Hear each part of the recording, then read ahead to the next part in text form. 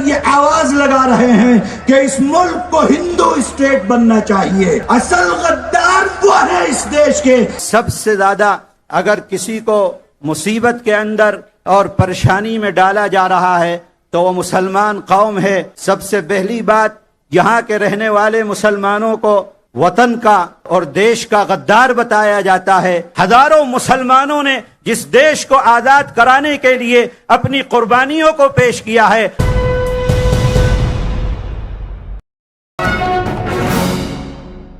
صدر جمعیت علماء ہند حضرت مولانا ارشد مدنی دامت برکاتہم جس مشن کو لے کر چل رہے ہیں، ہم اور آپ سب اس بات سے بخوبی واقف ہیں کہ ہمارے ملک کے کیا حالات ہیں، کس طریقے سے یہاں پر فرقہ پرستی کا ننگا ناچ ناچا جا رہا ہے. اور سب سے زیادہ اگر کسی کو مصیبت کے اندر اور پریشانی میں ڈالا جا رہا ہے تو وہ مسلمان قوم ہے جس کو دونوں طریقے سے پریشان کیا جا رہا ہے. سب سے پہلی بات، یہاں کے رہنے والے مسلمانوں کو وطن کا اور دیش کا غدار بتایا جاتا ہے کہ یہ دیش کے غدار ہیں اور ان کے سینوں کے اندر اپنے وطن کے لیے محبت نہیں ہے. دوسرے، یہاں پر رہنے والے جو ہمارے بھائی ہیں، ہماری بہنیں ہیں، ہمارے نوجوان ہیں، ان کو ڈرا کر اور دھمکا کر اس ملک کے اندر یہ کوشش کی جا رہی ہے کہ کسی طریقے سے ان کو ختم کر دیا جائے، ان کے مذہب کو ختم کر دیا جائے، ان کے دین کو ختم کر دیا جائے. تو دونوں طریقے کی مار یہاں پر رہنے والا مسلمان، یہاں پر بسنے والے لوگ، جن لوگوں نے ملک کی آزادی کے لیے اپنی جانوں کے نذرانوں کو پیش کیا ہے. 4 لاکھ علماء نے جس دیش کی آزادی کے لیے اپنی قربانی کو پیش کیا ہے، ہزاروں مسلمانوں نے جس دیش کو آزاد کرانے کے لیے اپنی قربانیوں کو پیش کیا ہے، آج اسی دیش میں جس مٹی کو آزاد کرنے کے لیے ہم نے اور ہمارے پرکھوں نے اپنا تن من دھن سب کچھ ختم کر دیا، آج اسی دیش کے اندر مسلمان کو اور اس کو جس نے اپنی زندگی کو، زندگی کی چیزوں کو، اپنے گھر کو، اپنے اولادوں کو، سب کو ختم کر دیا تھا، آج اسی دیش کے اندر مسلمانوں کو غدار کہا جاتا ہے. ہم ان سے یہ کہہ دینا چاہتے ہیں، ہم ان کو یہ بتلا دینا چاہتے ہیں کہ ملے گی منزل مقصود یہ ایمان رکھتے ہیں، ملے گی منزل مقصود یہ ایمان رکھتے ہیں. ہم اپنی رہنمائی کے لیے قرآن رکھتے ہیں. وفاداری وطن سے ہو یہی اسلام کہتا ہے، وفاداری وطن سے ہو یہی اسلام کہتا ہے. ہم اپنے دل کے ہر گوشے میں ہندوستان رکھتے ہیں. ہمارا ہر سانس، ہمارا ہر جذبہ، ہمارا ہر لمحہ اس وطن کے لیے ہے. ہم جیے ہیں اسی وطن کے اندر، مریں گے اسی وطن کے اندر، اور جب مریں گے اسی کی مٹی کے اندر ہم دفن ہو جائیں گے. وہ لوگ جو اس وقت اقتدار کی کرسی کے اوپر بیٹھ کر یہاں پر رہنے والے لوگوں کو دیش بھکتی کا سرٹیفکیٹ بانٹ رہے ہیں، ان کو دیکھنا چاہیے، سوچنا چاہیے،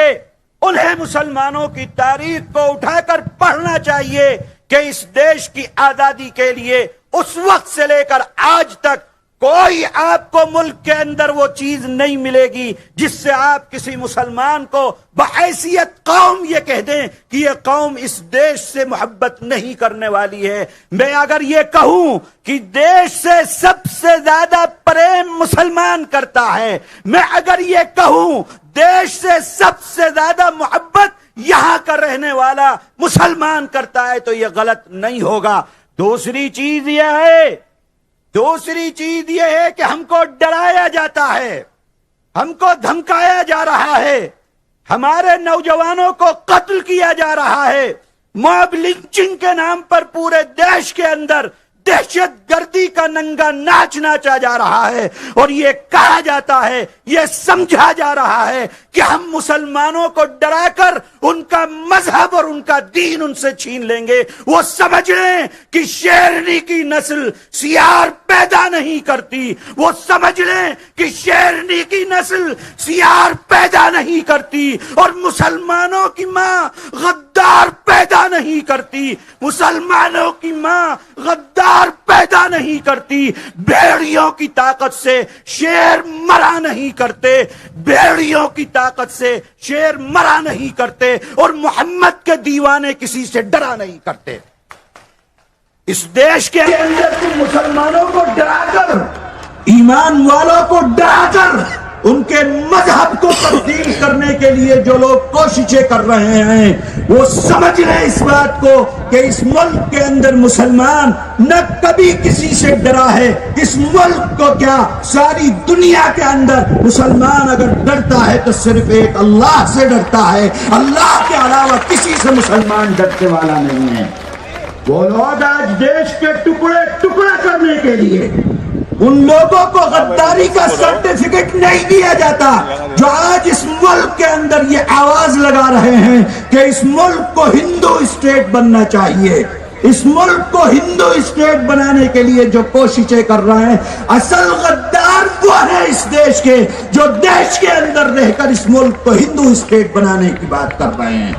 اگر وہ ہندو اسٹیٹ کی بات کر رہے ہیں اور وہ غدار نہیں ہے، مسلمان اگر اسلامی دیش کی بات کرے گا وہ غدار کیسے ہو جائے گا؟ سکھ اگر خالستانی کی بات کرے گا وہ غدار کیسے ہو جائے گا؟ راستے تم کھول رہے ہو۔ اس ملک کو سیکولر ملک ہے،